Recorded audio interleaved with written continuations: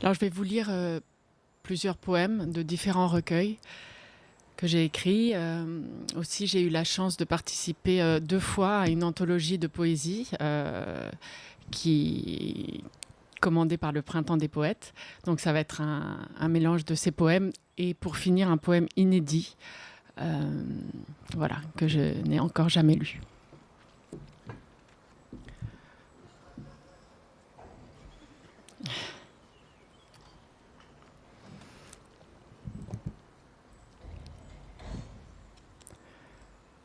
Où est mon pays ? Derrière le rideau solitaire se tient un enfant immobile. Un quai de gare, un horizon. Les départs que tu redoutes, les retours que tu attends. Les grelots des saisons que tu n'effleures qu'à moitié sur le bitume de la capitale. Même les rangées d'immeubles hors des champs magnétiques te font perdre la tête. Arrête-toi un instant. Souviens-toi de la plaine infinie, de la caresse d'une mère et des moments heureux. Cours, cours toujours dans la même direction. Là se trouve le pays d'où tu viens.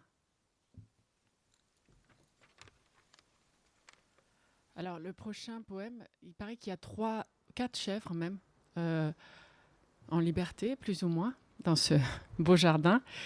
Donc, le prochain poème s'appelle « La voix des animaux ». J'espère que les chèvres pourront apprécier ces quelques lignes. La voix des animaux. L'appel est lancé, rugissement, aboiement, hennissement, croassement, miaulement résonnent ensemble. La voix des animaux se fait enfin entendre. La guerre du bel automne a compté ses victimes, la parole a bel et bien changé de camp. Les humains sont vaincus, on piaille sur les prisonniers, on brame sur les traîtres. La loi des animaux dicte ses lois, elle couronne le plus fort sans oublier le faible. Bourdonnement, grisolement, beuglement, coucouennement deviennent discours solennels. Quelque part, mais non loin d'ici, le chant de la baleine berce le déraciné, console l'exilé. Elle le renvoie sur sa terre natale, où certains soirs d'été les branches des palmiers ondulent dans la brise, où la fleur d'oranger vous laisse l'odeur exquise des moments d'insouciance. La nature suit son cours, tout rentre progressivement dans l'ordre. La voix des animaux s'est enfin fait entendre.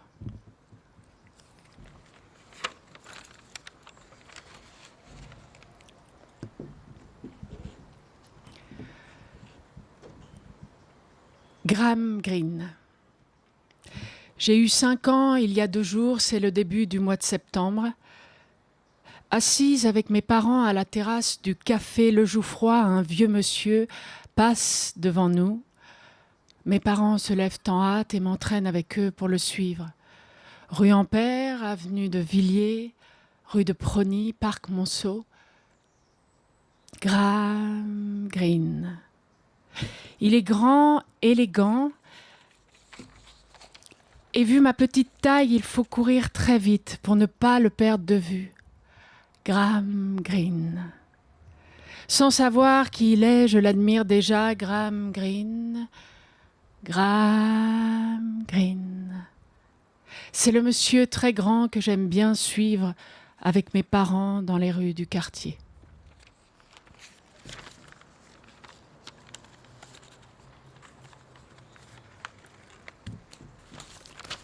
Comme il y avait du vent, je vais me débarrasser du premier lot.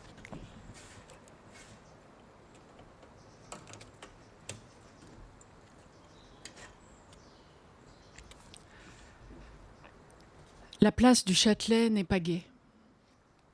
Et bien qu'on ne l'aime pas, on y vient parfois quémander un dernier rendez-vous quand on aime d'un amour malheureux. La place du Châtelet ne vous sourit pas quand on y attend le cœur inquiet. celui qui ne vous aime plus, qui vous rejoint quand même, ou bien par remords, ou bien par pitié. La place du Châtelet ne vous ouvre pas les bras pour que vous vous y blottissiez indifférente. Elle vous laisse attendre à la sortie du métro. Glaciale, elle exhibe fièrement les programmes de ces deux théâtres. La place du Châtelet souligne le regard gêné de celui qui vous retrouve, qui voudrait être ailleurs. On se réfugie dans un petit café sur l'avenue Victoria, où l'autre fixe son verre pour éviter vos larmes. La place du Châtelet efface les promesses. Elle vous fait dire un dernier au revoir à la sortie du métro, elle vous force à ne pas vous retourner. La place du Châtelet accueille ceux qui ont cessé de s'aimer.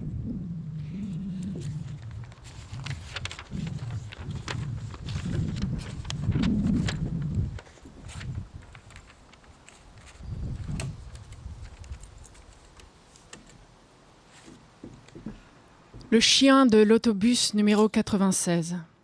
Seul dans cet autobus numéro 96 parti de la gare Montparnasse, terminus porte des Lilas, tu remues la queue, sautille. Qui es-tu, petit chien ? Les passagers exaspérés soupirent, serrent leurs sacs sur les genoux. Ils semblent craindre en te voyant un dangereux pickpocket. Mais qui es-tu, petit chien ? À l'arrêt, quai de Gesvres, tu descends, je te suis. Des voitures manquent de t'écraser, je cours après toi pour te protéger, mais tu vas plus vite que moi. Qui es-tu, petit chien ?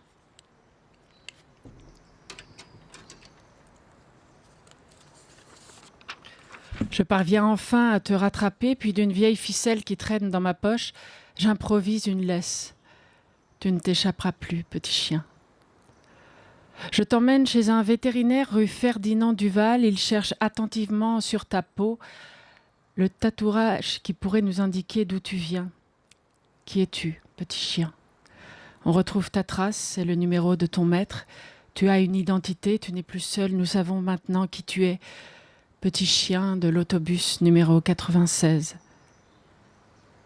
En te raccompagnant chez toi, au plomb du Cantal, rive droite, 4 boulevard Saint-Denis, j'ai du vague à l'âme, je me suis habituée à toi, et voilà que nous devons déjà nous séparer. Il faut désormais que tu reprennes ta vie paisible de chien de café, et moi ma route.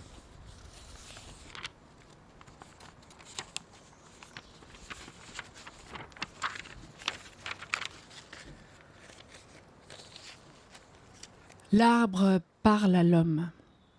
Mon fils, bientôt viendra le temps où tu te faufileras à travers mes racines pour devenir à ton tour tronc, branche et feuille. Tu résisteras vaillamment aux orages, aux tempêtes, aux coups des humains. Tu te laisseras caresser par la brise.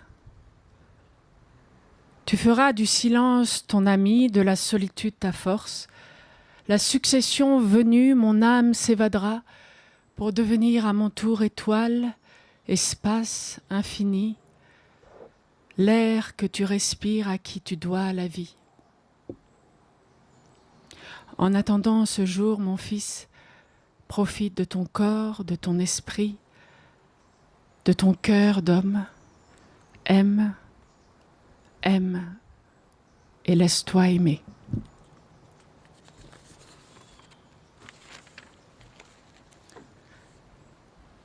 Alors le prochain poème fait partie d'une anthologie du Printemps des poètes. J'ai eu la chance de participer 2 années d'affilée en 2020 et cette année en 2021. Et il m'a été inspiré par une muse qui est ma fille. Il s'appelle Stella. Les ombres sur la rive n'ont plus la même couleur depuis que tu es là. À Melbourne, nous arpentions des avenues vides. T'en souviens-tu ? Magasin fermé, c'était un lundi, j'avais sommeil. Le soir, en nous perdant sur la baie, tu contemplais à travers mon regard des bateaux de passage. Tu les comptais en te disant que l'horizon n'est pas loin pour ceux qui osent le toucher. Tu existais déjà avant de naître, me soufflant ton prénom dans un rêve, le dernier dimanche d'octobre. Tu répétais 2 syllabes inlassablement jusqu'à ce qu'elles se cognent contre mon esprit embrumé. Il flottait quelque part entre minuit et l'aube, toujours à la recherche de ce refuge jamais trouvé. Étoile de jour, je t'ai attendu au creux de mes heures. Nous nous sommes échappés avant qu'un typhon vienne frapper Hong Kong, t'en souviens-tu ? Sur la route vers l'aéroport, nous laissions derrière nous la moiteur de la ville, étrange vision que ces fenêtres lacérées de rosaces. Oui, des pays, nous en avons traversé ensemble. Toi, blotti à l'intérieur, tu me donnais la force. De la Chine à Berlin, d'Amsterdam au Koweït, Florence, Bruxelles. Tu illuminais mon chemin, présence silencieuse. On dit souvent que c'est la faute des enfants, on les accuse de ci, de ça, on leur reproche de nous voler notre temps, comme si le temps était une pomme posée sur l'étalage d'une épicerie. Moi, je dis grâce à toi, liberté. Celle que l'on puise dans l'amour infini, celle qui vous donne des ailes et vous suit le long d'une rue encore bleutée de nuit. Tu te reposes, fée constellaire près d'un arbre, dont les branches parlent à voix basse. Les mots s'envolent tandis que leurs murmures te bercent. Victor Hugo t'a célébré avant moi dans un poème lu et relu, chaque soir en secret, avant que tu ne viennes au monde. Le géant lumière, c'était donc toi. Ton visage m'emporte dans un conte où les noceurs d'un tourbillon tournent jusqu'à en perdre l'esprit. Ils piétinent de leurs bottes lacées les années qu'ils tentent en vain de freiner. Attention, la vague gonfle, elle va tout emporter, les souvenirs d'hier, ceux de demain aussi. Je n'ai plus peur de l'obscurité. Elle guette, puis nous fait prisonniers. Je n'ai plus peur du vide qui rôde et nous aspire. Les déserteurs reviennent au compte-gouttes, planter leurs médailles dans le sable doré. Le mois de mai, comme la grande marée, retire les aimés, en apporte de nouveaux. L'astre n'a cessé de briller depuis le 24. Au carrefour d'un instant, tu m'as trouvé identique à ces statues que je caresse parfois dans les squares en espérant qu'elles me porteront chance. Le rideau se lève, il faut entrer en scène. Nous jouerons l'une à côté de l'autre la vie telle qu'on se l'imagine. N'est-ce pas, fille aux yeux bruns? Stella.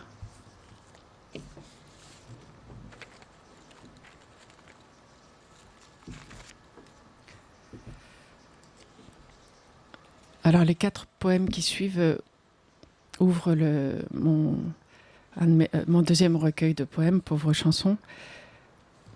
Donc, je vais vous dire les titres, mais je préfère enchaîner les 4 poèmes d'affilée. Terminus, 1. 2. Vue du ciel, 3. Au matin mauve, 4. Chute.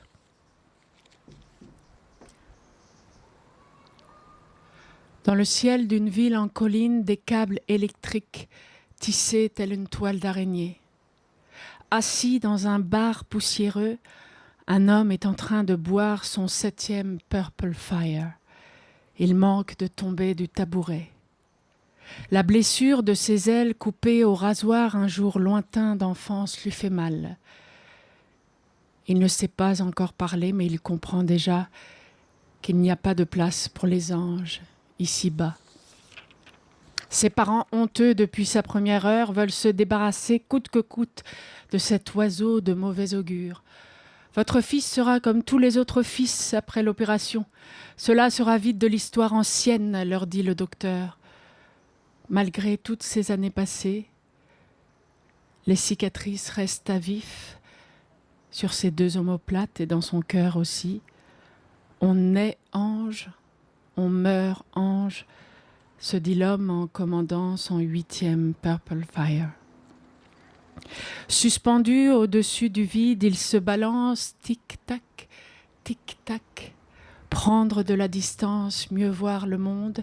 Il se dit que rien n'a d'importance à part peut-être un coucher de soleil, le souffle de la mer ou la valse des étoiles.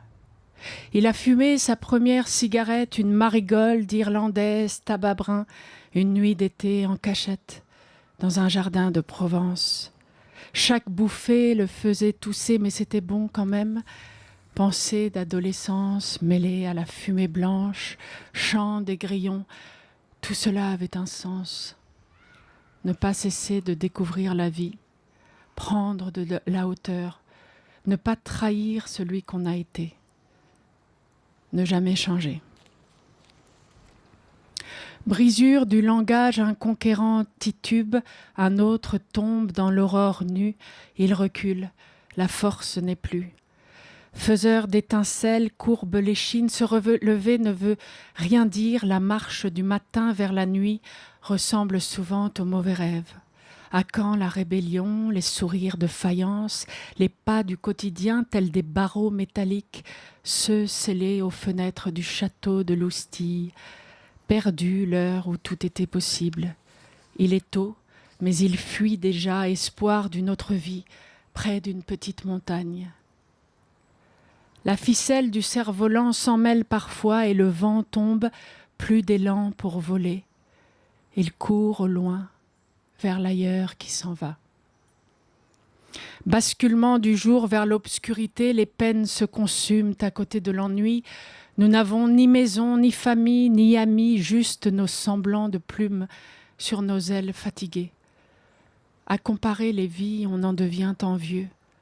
L'ange n'est pas tel qu'on l'imagine. Nous avons, nous aussi, nos malheurs. Caprice du monde, quand donc vous tairez-vous, j'ai laissé 3 enfants près de la grotte brune. Des bosses poussaient déjà sur les 3 petits dos. J'ai toujours été lâche. Je n'ai pas voulu voir. La mouche a plus de force et l'épagnole chasse ce dont vous raffolez. Vous n'avez plus besoin de nous. Inutiles hommes à l'allure d'oiseaux. Laissez-nous creuser notre tombe, mourir au fin fond de vos nuits. Nous nous souviendrons de vos mains, de vos yeux. Nous pleurerons vos rires en caressant demain.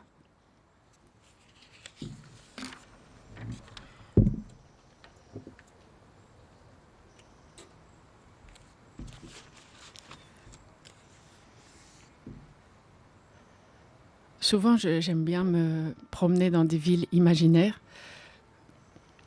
Pas que des villes d'ailleurs, des paysages imaginaires. Et là, c'est une ville imaginaire et j'ai imaginé ce qui se passait sous les arcades de Nibérous. Dans la carcasse d'un bateau, le premier soleil brûle plus fort que les autres. Un quart de siècle qu'il est là dans le port, mais personne n'ose y entrer. On en voit parfois sortir de vieux marins au teint blafard, édentés, balafrés, tatoués, cortège de peinards longeant les murs de la ville forteresse. On leur jette au passage des cailloux, des injures et quelques tiges de mélèze. Mais ils avancent, invincibles, indifférents, dans les ruelles de Nibérous. Pauvres zombies de Magadan, orphelins de la mer d'Okosk, griffant de leurs ongles jaunis les portes des maisons de chaux.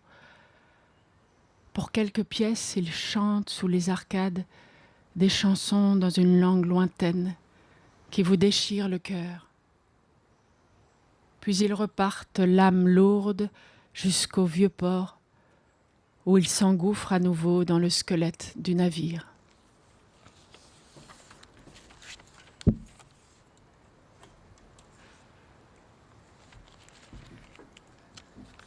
Alors, ce poème-là, je l'ai écrit en 2018.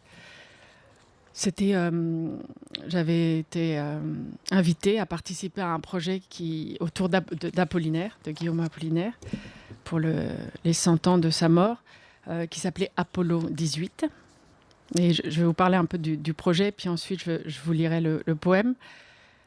Avant, quelques vers d'Apollinaire. Comme c'est beau, toutes ces fusées, mais ce serait bien plus beau s'il y en avait plus encore. S'il y en avait des millions qui auraient un sens complet et relatif, comme les lettres d'un livre. Pourtant, c'est aussi beau que si la vie même sortait des mourants. Donc ce projet, Apollo 18, je vais vous lire quelques lignes dessus, et je pense que c'est assez actuel. Enfin, ça peut être aussi actuel aujourd'hui avec tout ce qui s'est passé, tout ce qui se passera. Apollo 18 est peut-être l'occasion de faire un pont entre passé et futur, autour de la figure de Guillaume Apollinaire, mort en 1918 et personnage emblématique de la modernité de son époque.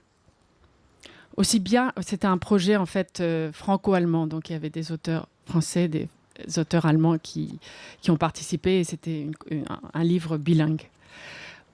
Aussi bien par ses liens avec l'Allemagne que pour son engagement dans des formes innovantes de création, littéraire, théâtrale, picturale, qui prolonge en la renouvelant une longue tradition lyrique. Apollinaire invite à imaginer ce que peut être dans un temps de mutations diverses la poésie d'aujourd'hui, et pourquoi pas le monde de demain. Le projet Apollo 18, clin d'œil possible à Fusée, l'un des poèmes de la paix et de la guerre, est une libre invitation à la création adressée à des écrivains d'aujourd'hui, français et allemands. Il s'agit d'écrire les quelques séquences d'un bestiaire contemporain pour imaginer une sorte d'arche-fusée sous la forme d'un livre bilingue dont l'ambition est de nous emmener vers un futur possible, pacifié, habitable par des poètes.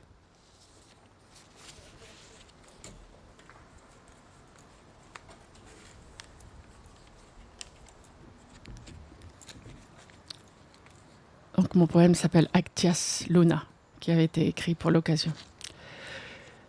Nous nous arrêtons près d'un arbuste planté au milieu de rien, le souffle court. Nous sommes devenus si petits, si fins, invisibles et puissants, enfin délivrés de nous-mêmes. Hommes sans visage, poussière laissée au vent d'une seule route. Une meute de chiens nous a cherchés longtemps, mais nous sommes désormais protégés, bercés par le néant. Adieu, le cœur qui gonfle, il éclatait parfois, plus d'ongles noircis par la crasse. De soldats, nous sommes devenus terre, celle que frôle le matin tes petits pas d'enfant. Aurore éternelle à la coiffe d'horizon, il fait si beau aux marches de la mort.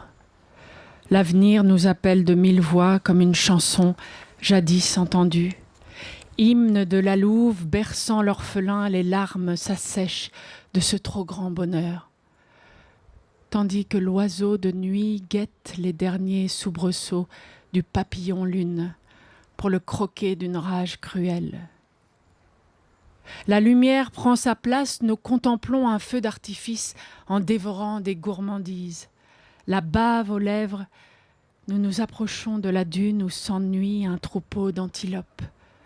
Elles nous guident en silence vers la source où nous nous allongeons pour boire. La vie nous traverse à nouveau, fraîche, liquide. Il existe donc un après. Il se déguise portant le costume d'aujourd'hui, plus rien ne sera pareil qu'avant. Nous n'oublierons pas. Nous tenterons de raccommoder nos rêves avec du fil d'amnésie. D'autres y sont parvenus, n'est-ce pas? Nous voilà obstinés, volontaires, telle une colonie de fourmis. Nous nous soutenons et faisons preuve de loyauté les uns envers les autres. Si vous tentez de nous tuer, nous reviendrons encore plus nombreux, encore plus vigoureux, peupler vos heures solitaires. Nous sommes enfin prêts pour débuter la reconstruction. Réparons l'absurdité afin d'y voir plus clair. Comptons les points noirs sur la coccinelle avant qu'elle ne s'envole vers ses vœux que nous nous sommes prononcés à nous-mêmes à voix basse, en secret. Le jour se baisse déjà. Un hibou guette sur une branche et notre espoir s'élève dans l'obscurité, tenant tête aux étoiles. Camouflé dans l'ombre, intouchable. Les mots pour unique arme. Nous sommes les plus forts.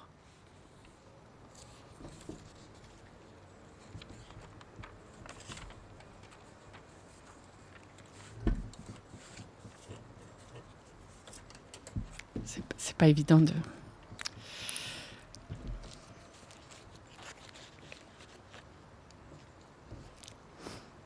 Horloge. Dans l'eau, ton reflet ou bien le mien, je te cherche. Je ne suis rien sans toi.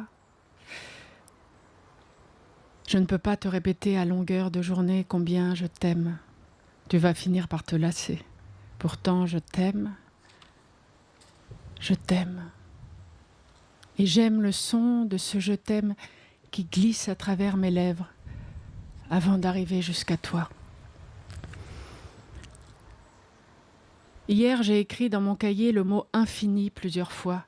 J'ai espacé les lettres sur la page blanche tout en tentant d'y superposer des images dans mon esprit. I espace, N espace, F espace, I espace, N espace, I espace.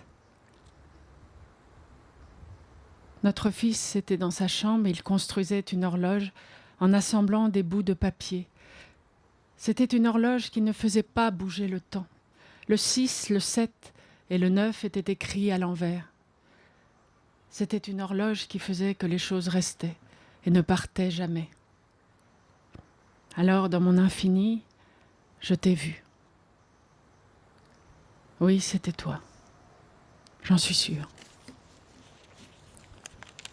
Copenhague. Nous marchons tous les deux dans la brume du matin, ta petite main dans la mienne. Tu as 5 ans et 2 mois, mon garçon. Tu me dis que tu n'aimes pas trop la gare de Copenhague, trop de monde, trop grande, trop sombre, tu me dis. De l'autre côté, il y a Tivoli. Les cris du parc d'attractions se cognent dans la rue. Je te demande si tu veux y aller, tu me réponds que non. Je t'achète une pâtisserie danoise au chocolat juste à côté, à la boulangerie Andersen. Ta petite main dans la mienne, mon garçon. Nous retournons à la gare et prenons le train pour Malmö. Nous nous arrêterons à la station Triangle, ta préférée à cause des lumières multicolores projetées sur les murs. Les portes se ferment en route vers la Suède. Ta petite main dans la mienne. Nous partons maintenant. Comme j'aimerais retenir tes 5 ans encore un peu, mon garçon. Tout passe si vite. Nous voilà déjà de l'autre côté du pont.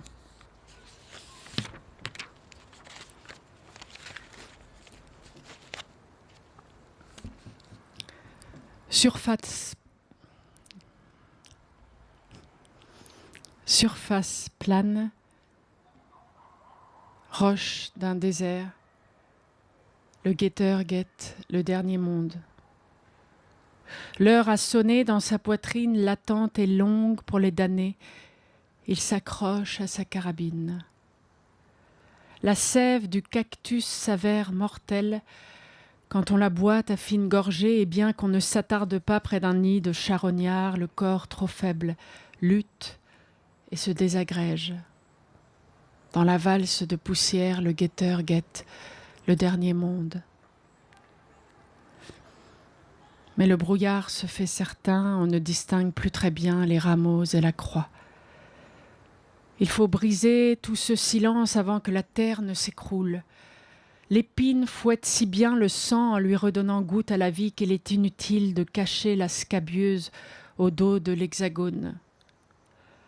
Sur l'uniforme noirci par le compte à rebours de l'attente, les galons délavés se décousent.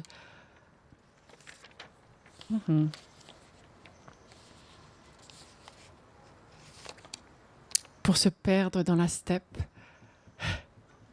Fracas, météorites, rien ne distrait le consciencieux. Dans la valse de poussière, le guetteur guette le dernier monde.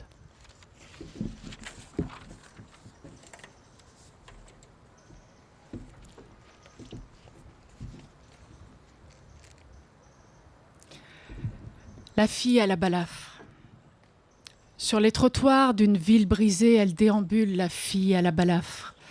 On la voit s'avancer telle une somnambule, sans but précis, à garde de jour comme de nuit.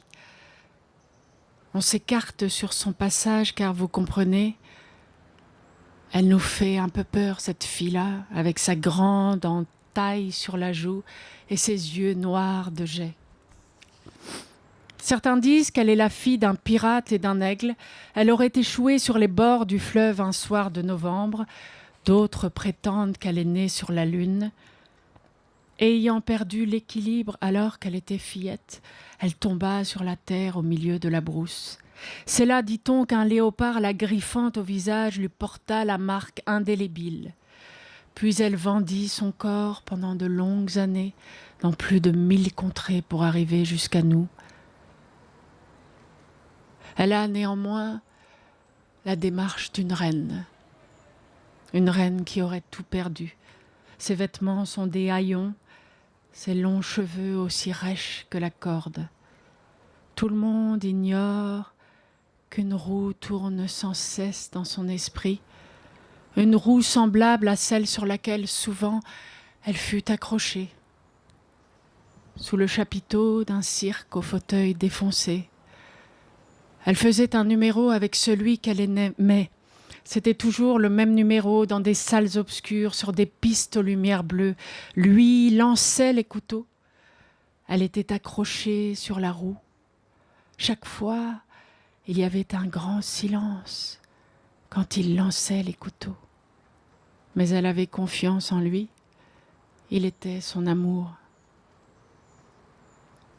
Un jour, il a lancé les couteaux sur la piste aux lumières bleues, sous le chapiteau. Mais la roue s'est arrêtée. Elle avait confiance en lui. Il était son amour.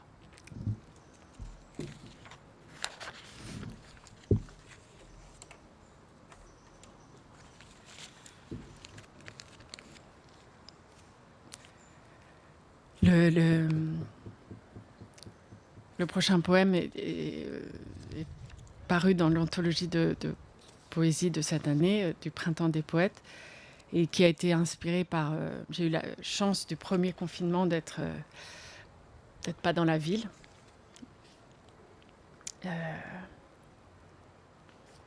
Avec un groupe de personnes. Et d'ailleurs, je leur ai dédié pour mes compagnons. Il a été écrit le 28 septembre 2020. Et il s'appelle « Souvenir de Saint-Oubli ». Arrivée vagabonde, 1, 2, 3, 4, 5, 6. Il faisait presque nuit et nous ne savions rien. C'était la dernière semaine de l'hiver ou l'avant-dernière peut-être. Nous avions froid et chaud, chaud et froid. Nous parlions peu, mais bien. Souvent même, nous discutions en marchant. Il nous semblait que les mots avaient besoin de mouvement pour vivre. Alors nous marchions sur le chemin, nous marchions dans nos têtes. Nous marchions sans relâche pour parvenir à entendre les paroles des autres. Nous étions 6 en tout. 1, 2, 3, 4, 5, 6. C'était peu, mais c'était notre monde. La ville lointaine, nous l'apercevions parfois dans nos songes déformés, fantomatiques, une ombre sans silhouette. Ce n'était pas nous qui l'avions quittée, la ville. C'était elle qui nous avait désertés. Elle nous avait trahis. Souvent là, dans nos discussions, nous ne pouvions nous empêcher de dire des méchancetés. Elle nous avait déçus, cette pauvre ville. Pourtant, au fond de nous, nous l'aimions encore. Et cela aussi nous faisait parfois mal dans nos songes. Puis tel un mirage, le printemps vint, solitaire, blessé, si beau sous ses voiles baissés. Couleur miel de bégonia, nous ne l'avions jamais vu ainsi. Bambou des amoureux, essaim d'abeilles, la nature nous dévisageait innocente. Ses grands yeux verts nous disaient, amis, quand vous repartirez, je serai de nouveau livré à moi-même, autour du château, autour du fief, éternellement seul, comme le temps qui se fige, celui-là même qui fait peur quand on dort. Voilà ce que nous disait la nature, et nous l'écoutions tels des enfants sages, sans oser lui répondre, redoutant de la décevoir en affirmant qu'elle avait raison. Oui, nous repartirions un jour. Nous le savions aussi bien qu'elle. Le tour du prisonnier, c'était la liberté, nous ne pouvions l'expliquer. Alors nous nous taisions en nous faufilant à travers les branches, puits de lumière sur le passage en hauteur, notre préférée car taillée dans un bloc de rêve. Même aujourd'hui encore, il ne peut se détacher du cœur. Le petit garçon marchait derrière nous, vêtu comme un homme, perdu dans son imaginaire, il nous faisait de grands signes, puis ramassait des bâtons qu'il accumulait dans sa chambre. Calendrier fait de bouts de bois. Comment lui expliquer que 90 jours n'en faisaient qu'un seul ? L'automne vient d'ouvrir sa porte. Mes 5 compagnons et moi nous recroisons de temps en temps. Nous ne sommes plus tout à fait les mêmes, debout sur le trottoir de ville. Nous discutons de choses et d'autres au milieu d'une rue grise aux passants sans visage. Nous avons nous aussi perdu les nôtres. Il y a désormais le bruit, l'isolement forcé. Et quand nous avons soif de feuilles, nous courons en piétinant celles mortes à nos pieds. Tristesse silencieuse. De saint oubli, nous ne parlons jamais, mais derrière nos masques, les regards muets font vivre le secret d'avoir été un monde à nous 6. J'ai retrouvé hier un dessin du petit garçon. Il représente le banc en métal blanc sur lequel nous nous asseyions souvent. Dessus, 6 personnages coloriés conversent sous les rayons d'un soleil printanier. 1, 2, 3, 4, 5, 6. Je ferme les yeux et m'assois au même endroit. Mais cette fois, je suis seule, mes compagnons ont disparu. De saint oubli, il ne reste plus rien. Juste l'immense charme planté devant moi, au loin dans le jardin. On pourrait croire qu'il se balance calmement dans la brise. Moi, je sais qu'il respire. Je l'ai vu faire avant. Peut-être même qu'il soupire. Sous son épais feuillage, un landau rouge abandonné. Mais de cela, je n'en suis plus si sûre.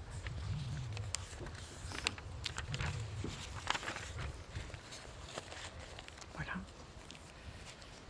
J'ai réussi à garder toutes mes feuilles intactes. Ça va être le dernier poème, donc écrit pour l'occasion, qui est un peu une réponse au précédent, puisque quand même tout ça a l'air de s'arranger un peu. Les autres confinements, j'étais en ville, malheureusement, et en même temps heureusement, puisque je la vois, la ville qui reprend un peu ses couleurs et sa vie, et ce n'est que le début.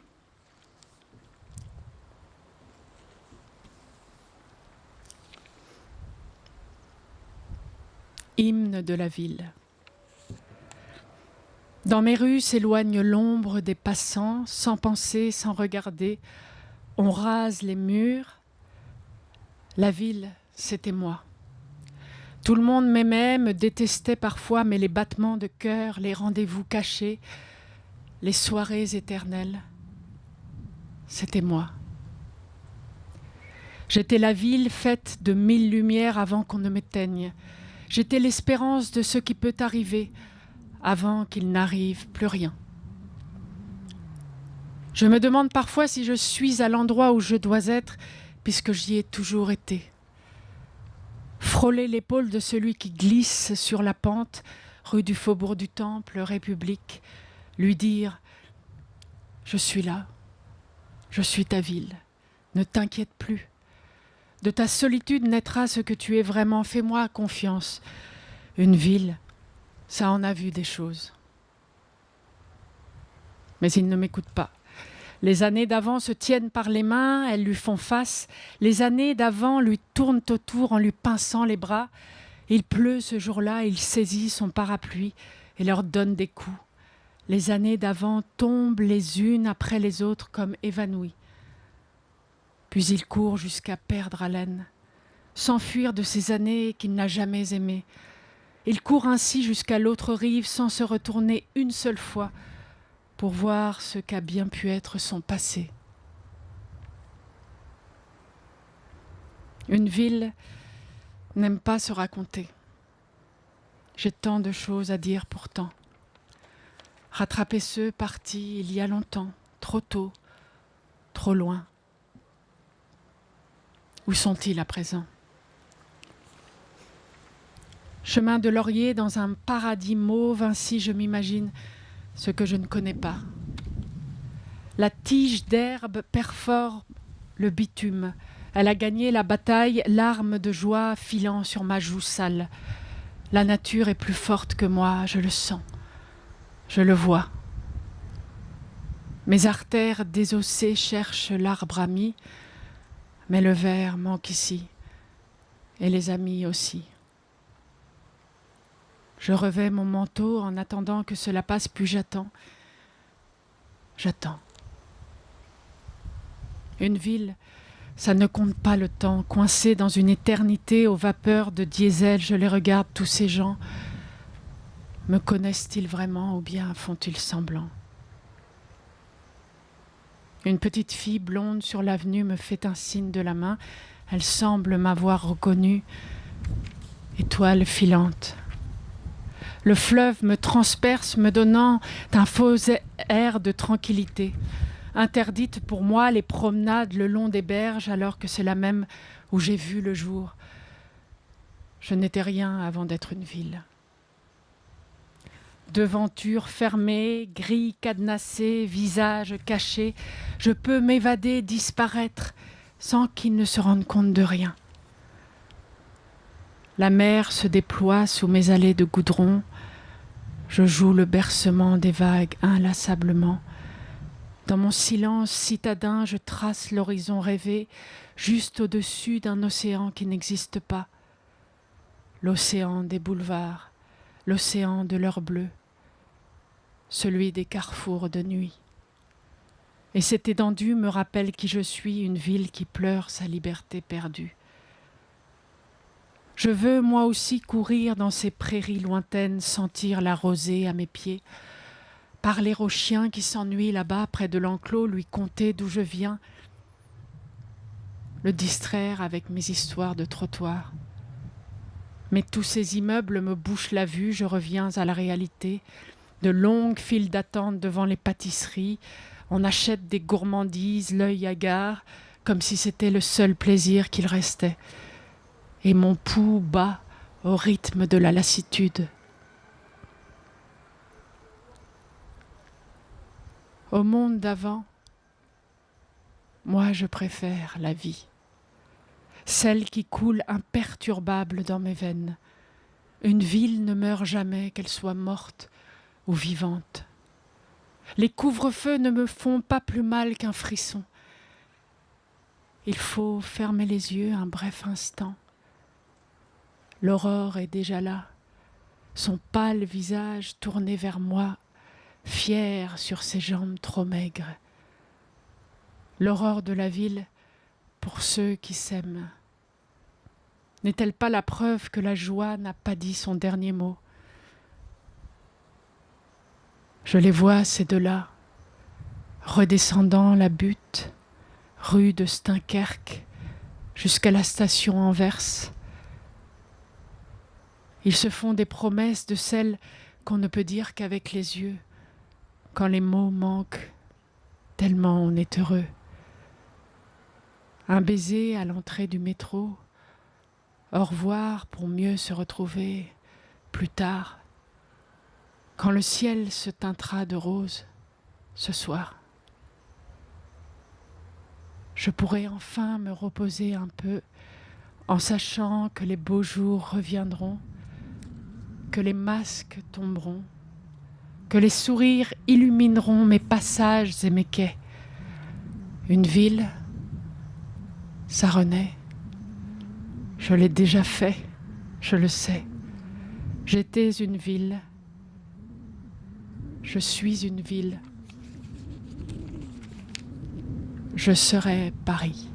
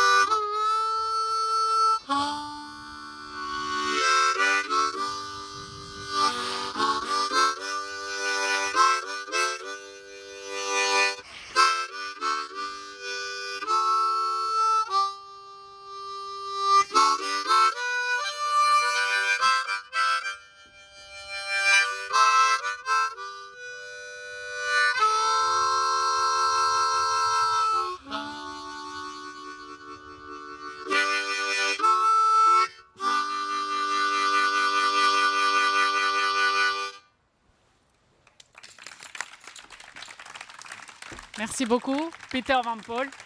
Merci beaucoup.